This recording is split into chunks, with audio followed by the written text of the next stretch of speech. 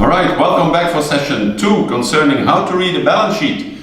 As you remember, when you want to read a balance sheet, you make a manageable balance sheet. That means you have equity as source of financing, long-term interest-bearing debt as source of financing, and short-term interest-bearing debt as source of financing. The suppliers we put on the asset side of this balance sheet. And that makes that we have one block here, we call it the working capital requirement. So you have 3 blocks to be financed by the source of financing: the net fixed assets, the working capital requirement, and the cash, the liquidities. Now, when you draw it out for managers in blocks, the balance sheet, the manager can see that these net fixed assets are totally financed by the long-term financing, because equity and long-term debt, interest-bearing debt, is called long-term financing. He also sees that the working capital requirement is partly financed by long-term interest-bearing debt and partly financed by the short-term interest-bearing debt. The part working capital requirement that is financed by the long-term financing is called net long-term financing. Long-term financing minus net fixed assets is net long-term financing. And the part of the working capital financed by the short-term interest-bearing debt is called net short-term financing.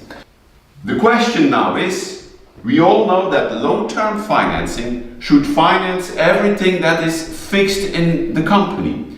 And my question is there something else than the net fixed assets that is in the company for a long term, for longer than 1 year, that is not something that is circulating within the year? So I give you 3 seconds to think about it.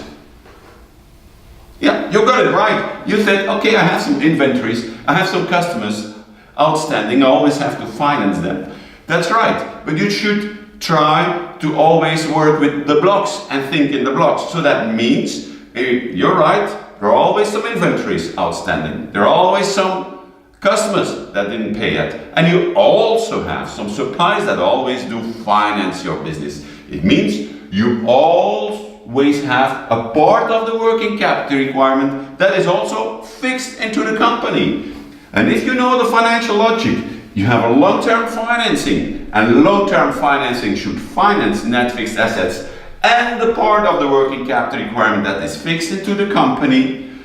Then you know that here in this drawing, if this working capital requirement block would be totally fixed, yes, there is what we call a financial risk, because the working capital requirement, if it is totally fixed in the company, is financed for a large amount here with short-term interest-bearing debt.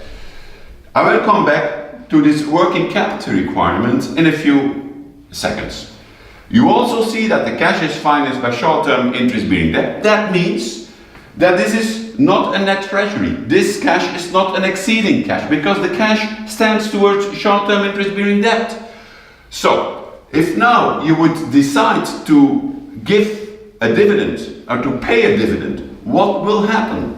If you pay out a dividend in this situation, a situation where the working capital requirement is partly financed by short-term interest-bearing debt, and that means that the cash is totally financed by short-term interest-bearing debt, if you are doing a dividend in this situation, your equity will decrease with the amount of the dividend. That means the whole block of the long-term financing will decrease with the amount of the dividend, and that means that you're in fact paying out the cash with short-term interest-bearing debt. That means you're using a credit of the bank to pay out your dividend.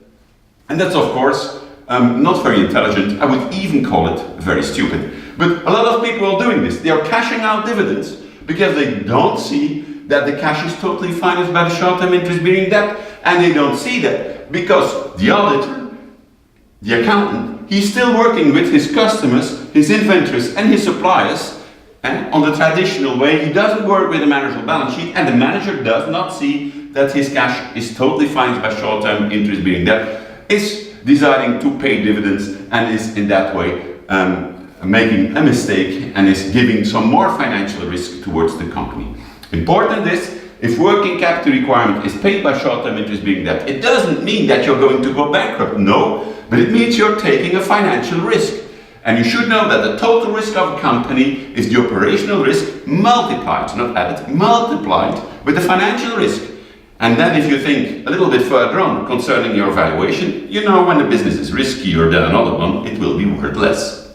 Okay, now in the next session we will talk about these evolutions of working capital requirement, but don't forget to read the book Business Valuation and look to the next session to understand much better how the management balance sheet should be read or how you have to look to a managerial balance sheet.